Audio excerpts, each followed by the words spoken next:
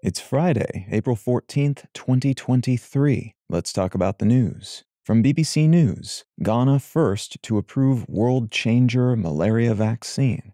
The Ghanaian government has become the world's first to approve a new malaria vaccine called R21, which has been shown to be up to 80% effective when administered as 3 doses, followed by a booster a year later. Final trial data for the drug showed the vaccine to be both safe and effective, which is more than can be said for earlier vaccines and treatments, most of which are largely ineffective and/or come with significant side effects. And malaria kills more than 600,000 people, mostly children, each year, so Ghanaian regulators were incentivized to approve this drug sooner rather than later. Wider-scale rollout of R21 will depend on the results of a larger trial that will involve not quite 5,000 children.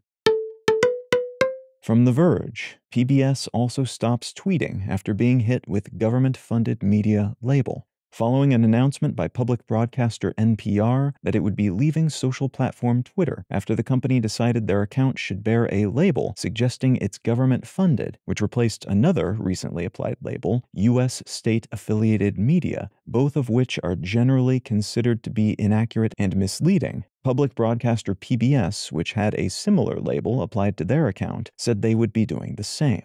These sorts of Twitter account labels have typically been reserved for media entities that are voice boxes for governments, like RT for Russia or China's Xinhua News. The change to government-funded media was meant to differentiate between those sorts of entities and companies like NPR, which receive less than 1% of their annual funding from the U.S. government. But the consensus is that this is likely a politically motivated move, since Twitter CEO Elon Musk has been increasingly critical of what he considers to be left-leaning news entities, and hasn't applied similar labels to other, more clearly and directly government-funded companies, including his own, several of which have been hugely reliant on government money to function. And from CBS News, evacuations ordered as industrial fire spews toxic smoke in Indiana.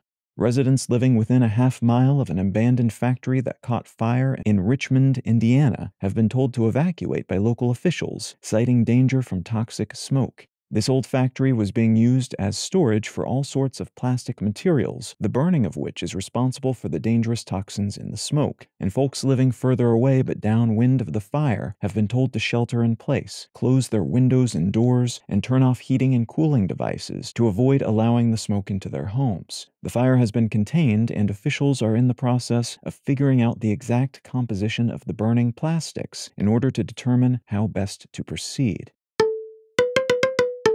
If you're finding some value in One Sentence News, consider leaving a quick review wherever you get your podcasts and/or sharing the show with a friend. You can find out more about this show or subscribe to the email version at onesentencenews.com, and you can support this and other related projects like the Let's Know Things and Brain Lenses podcasts at understandery.com.